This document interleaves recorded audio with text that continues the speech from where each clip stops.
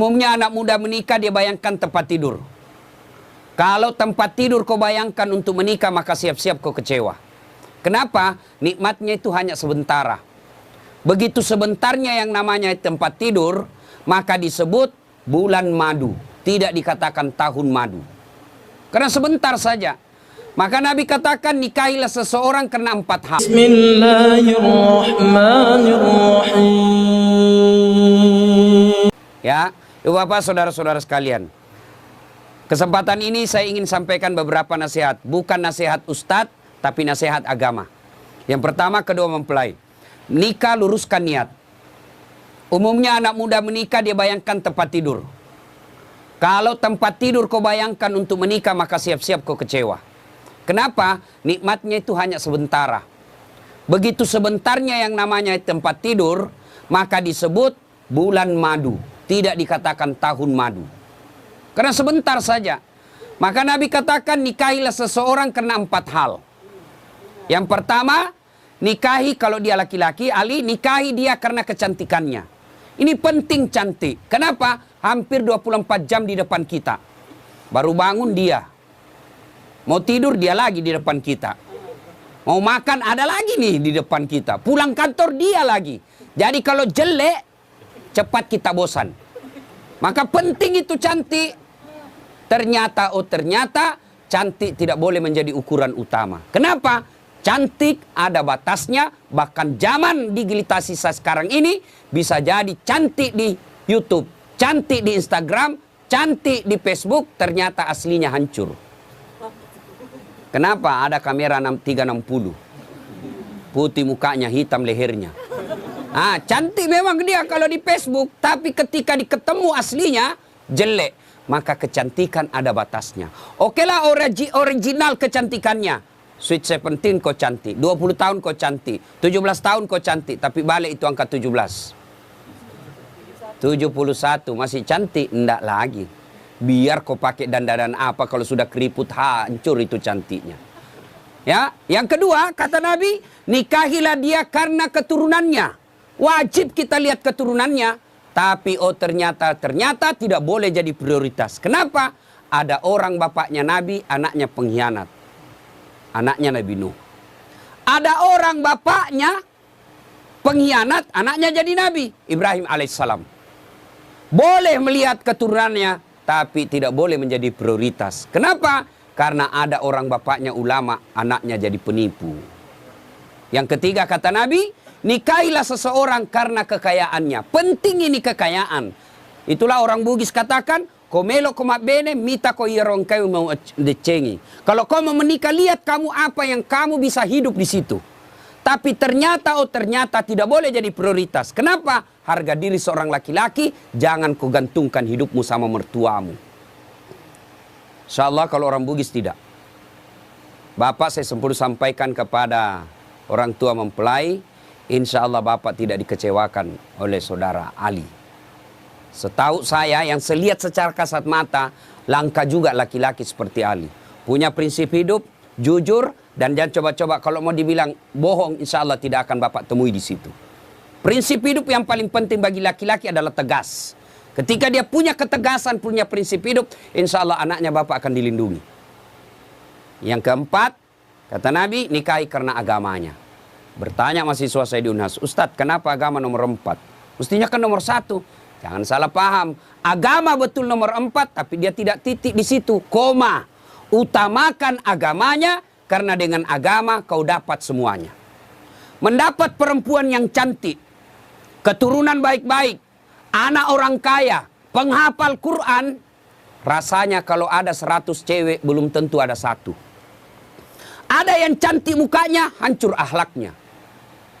Ada yang akhlaknya baik, mukanya kesurupan. Jadi untuk cari sempurna ini sangat jarang. Kalau ada perempuan di Dumai ini, ya sudahlah cantik, anak orang kaya, keturunan baik-baik, hafal Quran. Kalau ada tunjukkan saya juga masih mau. Iya kan? Sangat susah. Maka Nabi katakan utamakan agamanya. Dengan agama, insya Allah mukanya tidak cantik, tutur kata dan akhlaknya mempercantik itu. Dia tidak kaya tapi akhlaknya baik. Dengan akhlak baik memperkaya dirinya. dia tidak terlalu keturunan baik-baik, tapi dia sendiri yang baik agamanya, maka dia akan memperbaiki keluarganya. Nah, ibu bapak, kita kan mau semuanya. Saya pernah rasakan, Pak. Saya dulu sebelum menikah 7 tahun saya sengsara cari istri. Saya cari yang tinggi karena saya pendek. Begitu saya dapat cewek cantik, putih, bersih, tinggi, saya bilang sama teman saya, enaknya jadi istri ini memperbaiki keturunan. Dia dengar rupanya, dia balik sama saya, ayo kau rusak keturunanku. Saya cari yang tinggi, saya cari yang kerja, saya cari yang cantik, keturunan baik-baik. Tidak dapat-dapat. Akhirnya saya luruskan niat saya. Ya Allah, saya cari penghafal Quran. Alhamdulillah saya luruskan niat saya. Dapatlah yang baik, penghafal Quran, keturunan baik-baik, cantik juga. Bahkan saya waktu mau menikah, saya tidak pernah melihatnya, tidak pernah tahu, tidak pernah lihat fotonya.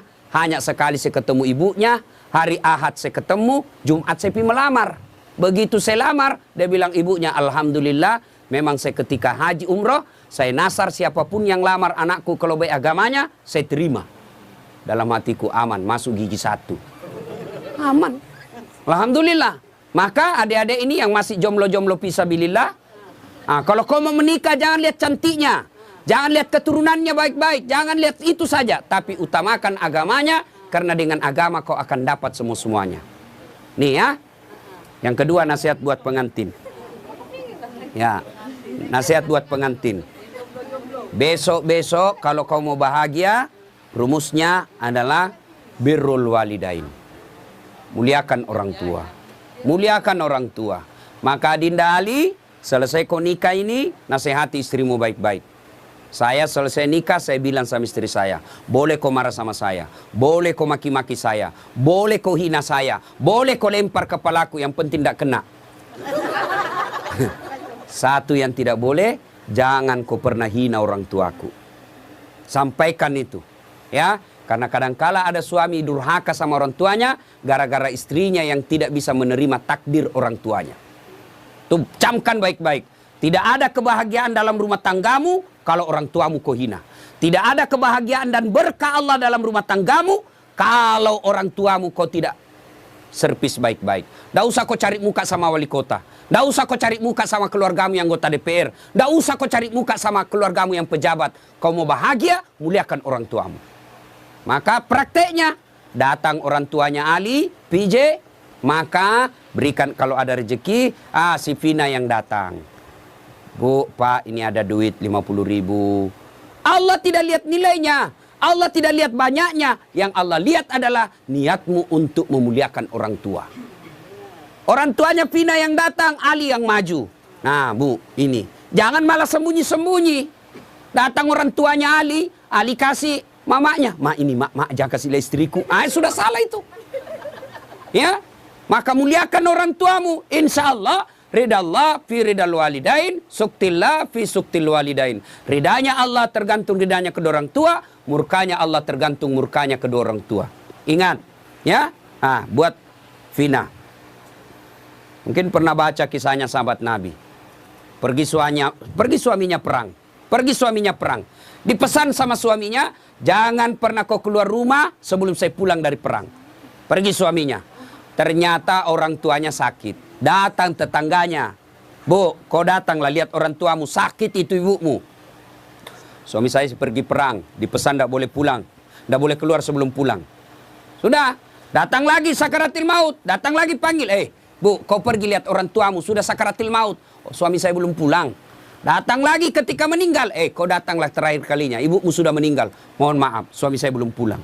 Marahlah utusan ini, lapor kepada Nabi. Ya Rasulullah, tetangga saya keterlaluan. Mulai sakit, sakaratil maut. Sampai meninggal ibunya, dia tidak datang besuk orang tuanya. Kata Nabi, kurang ajar betul itu anak. Kenapa bisa begitu?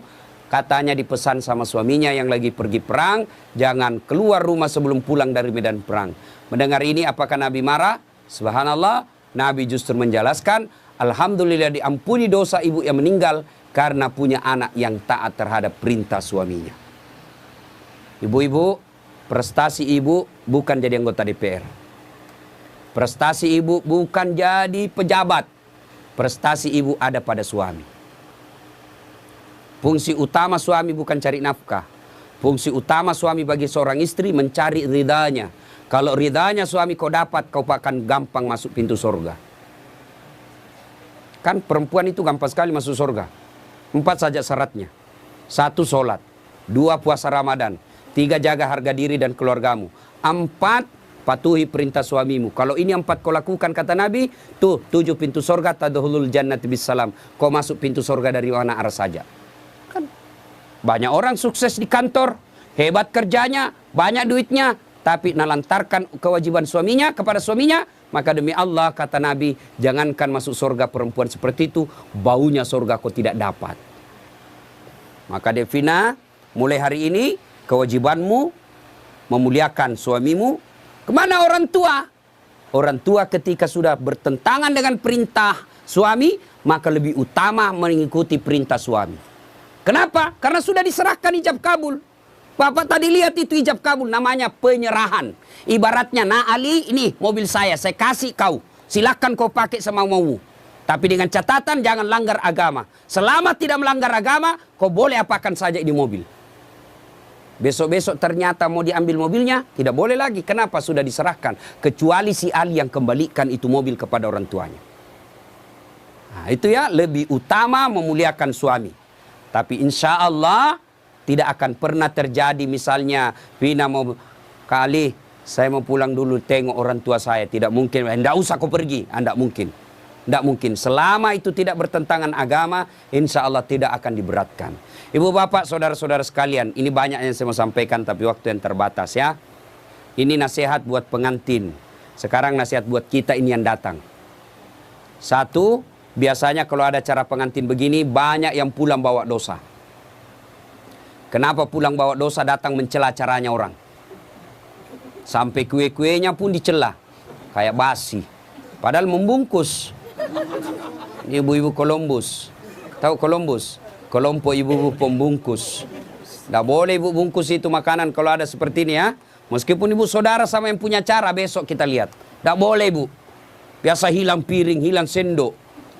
Dia bawa dengan piring-piringnya. Itu haram itu ibu. Ibu sama bawa makanan haram ke rumah sama daging babi kau bawa untuk anakmu. Tidak boleh ngambil tanpa izin. Meskipun keluarga kita yang pengantin. Yang kedua, biasanya kalau ada pengantin, banyak yang ibu-ibu tidak sholat. Coba kita lihat besok. Gara-gara apa? Make up.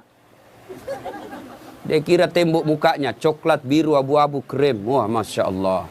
Apalagi penyebab ibu banyak tidak sholat. Gara-gara jilbab. Jilbab sakaratil maut. Coklat, biru, abu-abu, kuning, dikasih miring lagi sedikit. Ada kayak pohon-pohon di belakangnya. La haula wala quwwata illa billah. Dia bilang suaminya, kau pergi sholat. Saya kasih habis duit saya 50 juta untuk umrah. Kau pulang umrah tidak sholat. Apa kata istrinya? Kau sadar pak? Saya sadar, saya suruh kau sholat. Pergi sholat. Dia bilang istrinya, ini kau lihat jilbabku 2 jam dipakai ini. Jangan sampai ada seperti itu besok. Bagaimana pengantin mau berkah acaranya kalau lebih banyak tamunya tidak sholat daripada yang sholat. Yang ketiga, biasanya acara pengantin seperti besok, banyak praktek mubasir. Ya, terutama air gelas. Terus saya lihat belum habis, nyucuk lagi gelas yang lain. Ya, jangan habiskan dulu. Itu uang semua yang punya acara.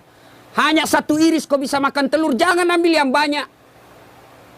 Ambil 1 tusuk dia bisa makan sate, dia ambil 3 tusuk. 2 tusuk jadi sisa, itu mubasir, uangnya orang sia-sia. Lebih kau nambah daripada kau ngambil banyak-banyak. Ada juga orang pengantin, pergi pengantin itu kayak porsi mengamuk diambil.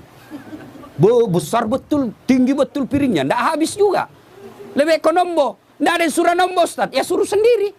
Saya biasa kalau sedikit aja dulu saya ambil, ternyata enak, baru saya bilang Ustaz, tambah Ustaz, mari. Coba, jangan sampai kita buang-buang, itu mubasir.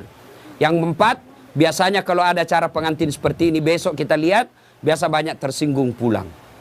Kenapa tersinggung pulang? Merasa tidak dilayani. Ya, jauh-jauh saya dari Pekanbaru, habis duit saya pesawat, sampai di sini tidak diurus dengan baik.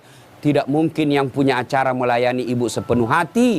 Kenapa? Ya jamaahnya banyak, tamunya banyak, jadi kita ngerti aja.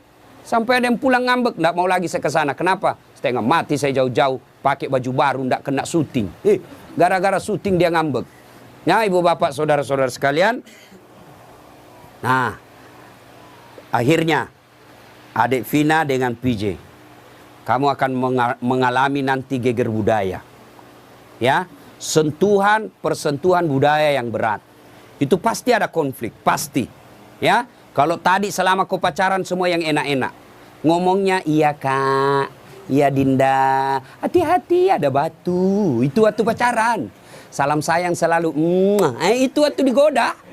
Tiap malam video call, ya sayangku. Sudah ada anakmu 2 mulai aslinya keluar. Jatuh istrinya, di mana kau simpan matamu dong? Itu kalau mulai asli. Budaya ini akan ikut menentukan. Saya lihat tadi kalau budaya tadi apa itu berbalas pantun. Saya bilang kalau di Sulawesi tidak jadi pengantin kalau begini. Tidak ada yang bisa balas-balas pantun. Ternyata ya inilah budaya. Maka kuncinya adalah sabar. Ya, ketika terjadi konflik dalam rumah tangga 2 rumusnya. Ibu-ibu dengar ini. Ya. Ini pengantin-pengantin baru juga kita semuanya. Ada yang baru 10 tahun, ada baru 2 anaknya. Pengantin baru juga namanya ya. Ketika ada masalah, ini kesalahan kita ibu-ibu banyak apa? Ada masalahnya curhatnya di Facebook. Ada masalahnya curhatnya di WhatsApp. Dia berdoa tapi di medsos. Ya Allah lindungi suamiku. Ya Allah bukakan rezekinya suamiku. Sibuk betul itu Tuhan mau baca statusmu.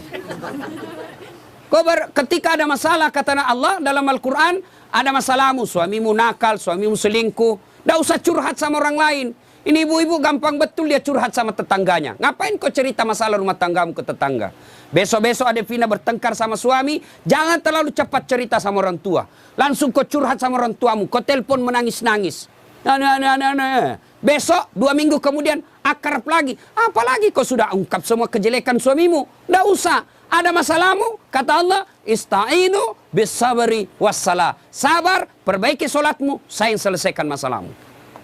Bagaimana itu sabar? Aplikasinya. Alladzi idza asabatu musibah qalu inna lillahi wa inna ilaihi rajiun. Saya tidak sangka istriku begini. Saya tidak sangka suamiku begini.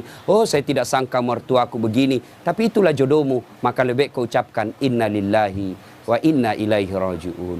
Banyak rumah tangga yang akhirnya hancur gara-gara terlalu cepat curhat sama orang lain.